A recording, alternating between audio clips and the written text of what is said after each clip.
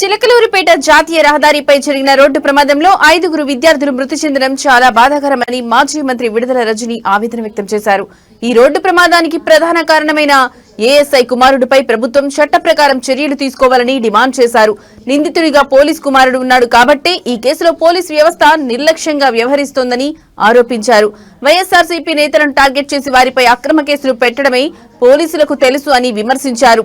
5 వ్యక్తుల కుటుంబాలలో విషాదం నింపిన వారిని కఠినంగా శిక్షించాలని, నష్టపోయిన కుటుంబాల్లో వెలుగును నింపాలని విజ్ఞప్తి చేశారు.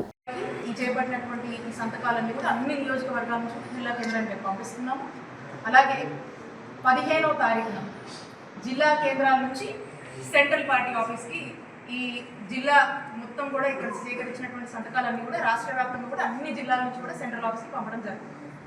ఆ తర్వాత అక్కడి నుంచి మా నాయకుడు జగన్మోహన్ రెడ్డి గారు ఈ మెడికల్ కాలేజ్ ప్రైవేటైజేషన్ వ్యతిరేకిస్తూ చంద్రబాబు నాయుడు గారు చేసినటువంటి ఈ నిర్ణయం తప్పు, ఇంత పెద్ద ఎత్తున కూడా ప్రజల్లోంచి వ్యతిరేకత వచ్చి సంతకాల రూపంలో ప్రజలు వాళ్ళ యొక్క గళాన్ని వినిపించారు అని చెప్పేసి ఈ యొక్క రిప్రజెంటేషన్ని గవర్నర్ గారికి 17వ తారీఖున అందజేయనున్నారు.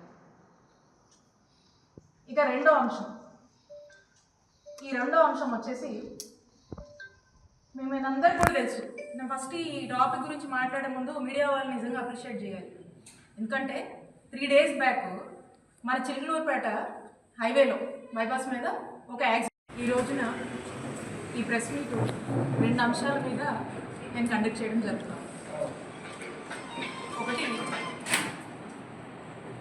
చంద్రబాబు నాయుడు గారి నాయకత్వంలో మరి మెడికల్ కాలేజ్ ప్రైవేటైజేషన్ అనేటువంటి అంశాన్ని వ్యతిరేకిస్తూ మా వైఎస్ఆర్ కాంగ్రెస్ పార్టీ పెద్ద ఎత్తున ప్రజా ఉద్యమం చేపట్టడం జరిగింది. దీంట్లో భాగంగా మా నాయకుడు జగన్మోహన్ రెడ్డి గారు 1,000 సంతకాల సేకరణ అనేటువంటి కార్యక్రమానికి పిలుపునిస్తే మరి రాష్ట్ర వ్యాప్తంగా కూడా ఈ కార్యక్రమానికి పెద్ద ఎత్తున కూడా అనూహ్య స్పందన రావడం జరిగింది. దీంట్లో భాగంగా రాష్ట్రంలో ఉన్నటువంటి 175 నియోజకవర్గాలలో ఈ 1,000 సంతకాల సేకరణ కార్యక్రమం చేపట్టడము, అలాగే మరి యొక్క సంతకాలని రేపు అన్ని నియోజకవర్గాల్లో కూడా జిల్లా కేంద్రాలకి ఈ చేపట్టినటువంటి ఈ సంతకాలను మరి పంపడం అనేటువంటి కార్యక్రమాన్ని రాష్ట్ర వ్యాప్తంగా కూడా చేయడం జరుగుతుంది. మరి దీంట్లో భాగంగా మన చిలకలూరుపేట నియోజకవర్గంలో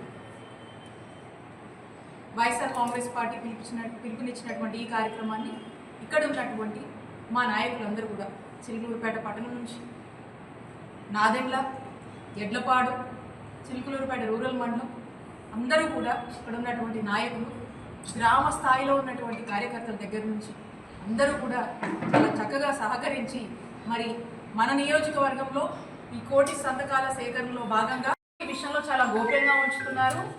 ఎందుకు చాలా సైలెంట్గా డీల్ చేస్తున్నారో మనకు అర్థం కావట్లేదు. ఇప్పుడు వరకు కూడా అరెస్ట్ చేయలేదు. 5 విద్యార్థులు చనిపోయారు, 2 ప్రాణాలు కోల్పోయారు.